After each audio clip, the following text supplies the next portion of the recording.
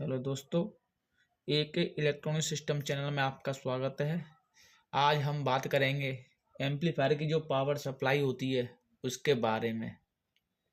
Amplifier में power supply किस प्रकार से काम करती है और किस प्रकार से उसके कनेक्शन होते हैं। तो टाइम वेस्ट ना करते हुए हम चलते हैं वीडियो के ऊपर। ये पावर सप्लाई मैंने छोटे एम्पलीफायर होते हैं जैसे कि 30-55 ट्रांजिस्टर एम्पलीफायर, जैसे कि आप देख पा रहे होंगे, मैं दिखाने प्रयास करता हूँ। ये 30-55 का बोर्ड है, इसकी जो पावर सप्लाई इधर लगी हुई है, इसी के ऊपर टॉपिक के ऊपर मैं वीडियो बनाई है। पावर सप्लाई के ऊपर किस प्रकार से काम करता है, इस पावर सप्लाई के ऊपर इसके जो कैपेसिटर लगे हैं आप देख सकते हैं इस डायोड के, इसी के ऊपर ये पावर सप्लाई बनाई है। तो बोर्ड को साइड में रखते हुए हम बताते हैं इस पावर सप्लाई किस प्रकार से काम करती है। सबसे पहले आपको एक ट्रांसफार्मर लेना है। आप 12-0-12, 18-0-18 या 24-0-24 आप जितना चाहें उतने एम्पियर का ले सकते हैं। मैंने इसमें 3 एम्पियर का लिया है एग्जाम्पल के लिए।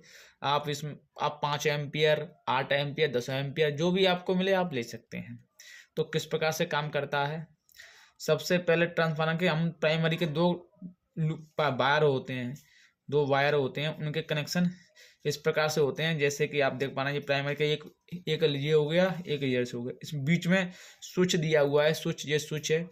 स्विच जैसे ही आप ऑन करोगे 220 वोल्टेज इधर से दोगे तो आप ये ट्रांसफार्मर के अंदर वोल्टेज एक्टिवेट हो जाए, इधर एसी वोल्टेज बनना स्टार्ट हो जाएगा।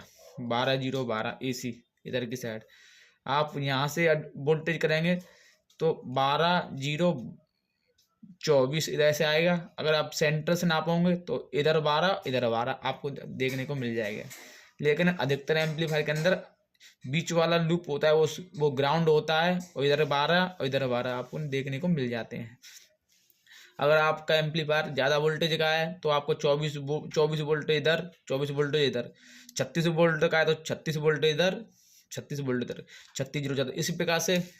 अब आगे बढ़ते हैं, इनके कनेक्शन किस प्रकार से होते हैं हम बताते हैं। जैसे कि आपको मालूम होगा इधर को 3 लूप निकले होते हैं, 3 लूप। तो 3 लूप, सबसे पहला जो बीच वाला सेंटर वाला होता है वो सीधा इस प्रकार से ग्राउंड से निकल जाता है। ग्राउंड के लिए आप देख पा रहे हैं GND के लिए निकल जाता है, चेसिस ग्राउंड बोल सकते हैं आप उसको, GND ग्राउंड के लिए निकल जाता है। और जो दो साइड वाले होते हैं, एक लेफ्ट साइड, एक राइट साइड, वो ब्रिज डायोड बना हुआ होता है। आप 5408 का बना सकते हैं, 6A4 का, या फिर 3510 डायोड, जो भी आपको डायोड मिले उसके जो इस प्रकार से ब्रिज बना हुआ होता है उसके एक इधर के साइड दिया जाता है जोंट, आप देख सकते हैं। प्लस और माइनस डायोड का जुड़ा होता है उधर दिया जाता है। ऐसे दूसरे वाले का एक जो डायोड का प्लस वाला सिरा होता है, एक माइनस वाला सिरा होता है, उस पर कनेक्शन किए जाते हैं। और डायोड का काम क्या होता है दोस्तों, ये AC को DC बनाने का काम करते हैं। ये डायोड AC, यहाँ से इधर AC वोल्टेज रहता है, यहाँ से हम इसको AC देते हैं तो ट्रांसफार्मर AC ही निकलता है, इधर को AC निकलता है। बस फर्क इतना होता है, इधर से आप 220 वोल्टेज देंगे तो इधर आपको जितने का वोल्टेज ट्रांसफार्मर में उतने वोल्टेज आपको देखने को मिल जाएंगे इधर AC में। अब इसको DC बनाने का डायोड करते हैं। डायोड के बारे में मैंने बता दिया है। अब यहाँ से देख सकते हैं डायोड के 2 प्लस वाले पॉइंट हैं, यहाँ से सीधा ये करंट आपस में इधर जॉइंट नहीं है, यहाँ से सीधा होते हुए इधर को ये प्लस सप्लाई के निकल जाता है। और इसी प्रकार डायोड से दोनों माइनस के जॉइंट हैं, तो इस प्रकार से ये जॉइंट नहीं है, ये माइनस सप्लाई के निकल जाता है। अब प्लस और माइनस सप्लाई तो निकल गई इससे। अब इसको सप्लाई की इसके अंदर कुछ भी इलेक्ट्रॉन फिल्टर नहीं हो पाते हैं, तो उनको फिल्टर करने के लिए हम इसमें कैपेसिटर लगाए जाते हैं। कैपेसिटर जैसे कि 4700 U 25 वोल्ट मैंने इस पर लिखा रखा है, आप भी देख सकते हैं। ये प्लस वाला कैपेसिटर का प्लस की तरफ होता है, और जो माइनस वाला होता है वो सीधा बीच वाले GND से जुड़ा हुआ रहता है। इस जगह पर जुड़ने के बाद सीधा GND निकलता है। इसी प्रकार से जो प्लस वाला इसका होता है ये GND से जुड़ा रहता है, और जो माइनस का होता है कैपेसिटर का माइनस का, वो सीधा माइनस सप्लाई के लिए निकल जाता है। अब जैसे कि मैंने मेंशन कर दिया है, प्लस सप्लाई के लिए रेड मार्क का इस्तेमाल किया है, और माइनस सप्लाई के ग्रीन वाल का इस्तेमाल किया है। आप देख सकते हैं ग्रीन कलर का इस्तेमाल किया है। और ग्राउंड के लिए ब्लैक का मार्क का इस्तेमाल किया है। इस प्रकार से अब ये बात आती है इसमें कैपेसिटर कौन सा लगाएं ये वाले, तो मैं आपको बताना चाहूँगा। अगर हमारा ट्रांसफार्मर आप देख सकते हैं 12012 जो कि 12 वोल्ट का ट्रांसफार्मर है, तो आप इस ट्रांसफार्मर के हिसाब से उसके डबल करके आप कैपेसिटर लगा सकते हैं। जैसे कि 12 का है तो 24, अब 25 वोल्ट का इधर कैपेसिटर लगा लीजिए, कोई प्रॉब्लम नहीं होगी। तो 25 वोल्ट 12 25 का लगा सकते हैं, 35 का भी लगा सकते हैं, लेकिन 25 का कोई प्रॉब्लम नहीं होगी, 25 वोल्ट का।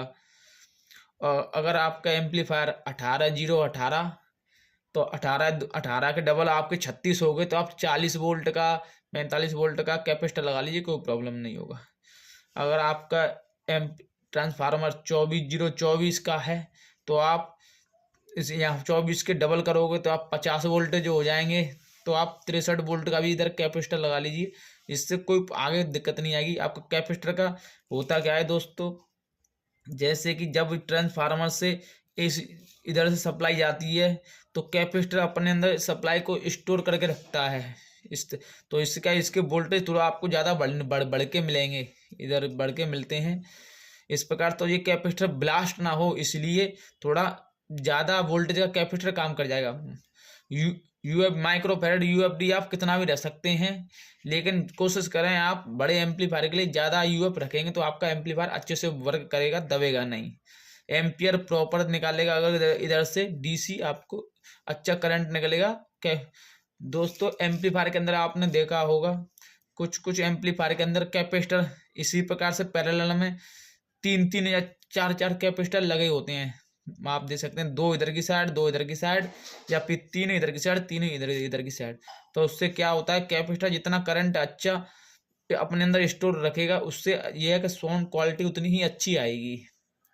तो इस वीडियो को मेरा बनाने का यही मकसद था कि एम्पलीफायर की जो पावर सप्लाई वो किस प्रकार से काम करती है।